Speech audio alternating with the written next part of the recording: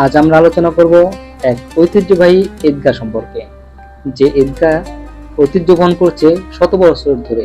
এই গ্রামটির নাম হলো পিপড়া গ্রাম, যা সিংড়া থানা, মানিকগঞ্জ জেলায় অবস্থিত। চলুন জানা যাক কেন ঐতিহ্যবাহী এই ঈদগাহ ও এই গ্রাম।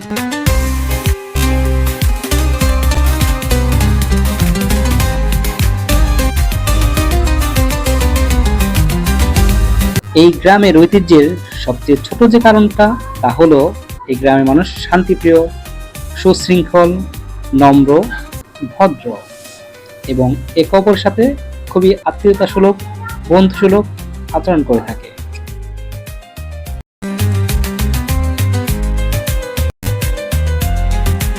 আর আপনারা জেনে অবাক হবেন, এই গ্রামটা অনেক বড় হওয়া সত্ত্বেও এই পুরো গ্রামটা মিলে মাত্র একটি সমাজ, যা কিনা এই গ্রামের ঐতিহ্য, সংস্কৃতি বহন করছে।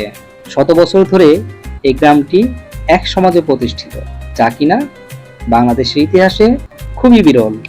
মানুষ যখন একত্রে বসবাস করে, তাদের মধ্যে মতের বিরোধিতা থাকতে পারে, রাজনৈতিক কন্দল থাকতে পারে, এই সব কিছুর ঊর্ধ্বে এই সমাজ, এই গ্রাম সবকিছু বলে একই কাতারে দাঁড়িয়ে একসাথে নামাজ পড়তেই তারা ভালোবাসে।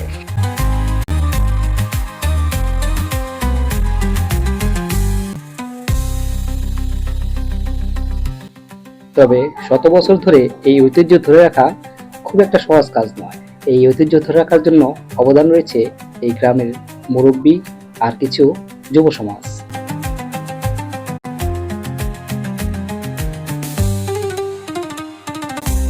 বিশাল এই গ্রামটি একটি সমাজে আবদ্ধ বিধায় এই গ্রামে যতগুলো কোরবানি হয়, সমস্ত কোরবানির মাংস একসাথে একত্রিত করা হয় একটি নির্দিষ্ট জায়গায়, আর সেখান থেকে সমানভাবে বন্টন করে দেওয়া হয় গ্রামের প্রতিটি ঘরে ঘরে, প্রতিটি পরিবারের মাঝে।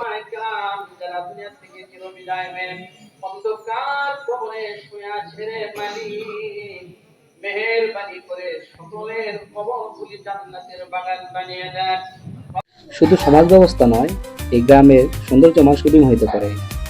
এই গ্রাম সাজানো গোছানো। এই গ্রামে রয়েছে 3টি মসজিদ, একটি সুবিশাল মাদ্রাসা, একটি ক্লাব, একটি ডাকঘর সহ আরো অনেক কিছু।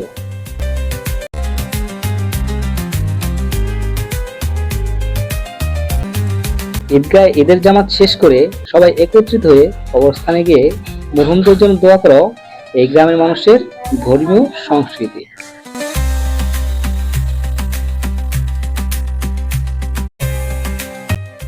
যদি আপনারা আগ্রহী থাকেন, তাহলে আমি আরেকটা ভিডিও তৈরি করব, এই গ্রাম দেখাবো পুরোটা, পাশাপাশি সংস্কৃতি, মানুষের কালচার, মানুষের ব্যবহার সবকিছু তুলে ধরবো সেই ভিডিওতে।